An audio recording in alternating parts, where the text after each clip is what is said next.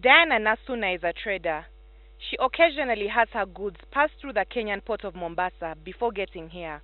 On this fateful day, however, Nasuna claims that things went completely wrong.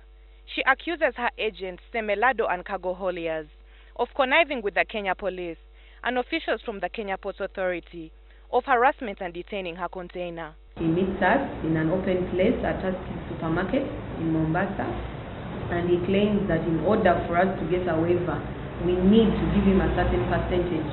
Actually, to be exact, he asked for $6,000 of the $22,000 that KPA was demanding as damage charges for those two containers. We request for an invoice that was denied by KPA. They refused to give us the invoice. The technique here is once an invoice is printed and once you pay KPA, the container cannot stay in the port. It has to move. So denying us an invoice is denying us access to pay for a container. In other words, detaining our container by force.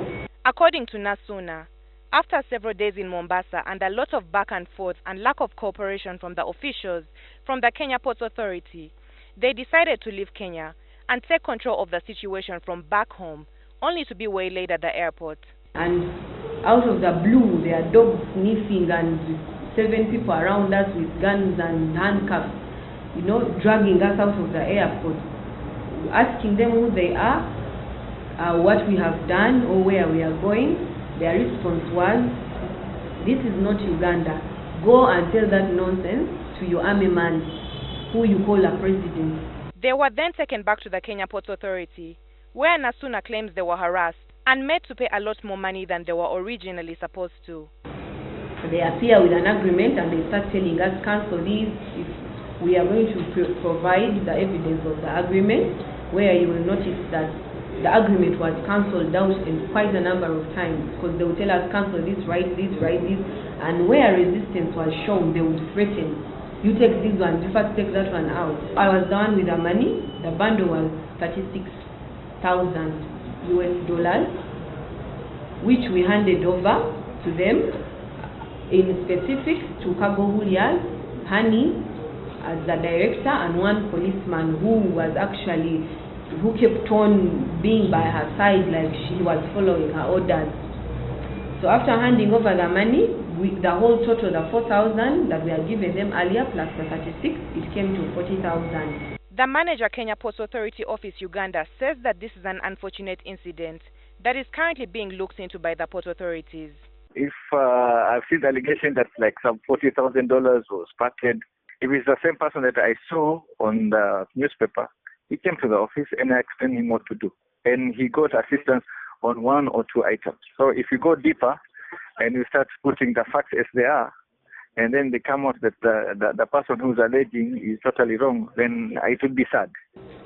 Our institution, the Ugandan government, together with the Kenyan government, to avail those containers to us, because this is an investigation that will take months. And as traders, our business has to move on. We've already incurred enough losses. This money was attained through loans as business people, and it was taken from us. We need these commodities to be sold in this season. Nasuna, together with her business partners Uthman Chimera and Robert Chisitu, have filed a complaint with Interpol and 9 other institutions, including Ministry of Trade and Foreign Affairs. The Kampala City Traders Association asserts that there's need for urgent and overdue intervention from the government. Government is interested in this because several communications have been written to both the URA and the Ministry of Trade earlier, and many of them were saying Kasita only fabricating issues. But this time around, we have people, we have owners, the importers are here.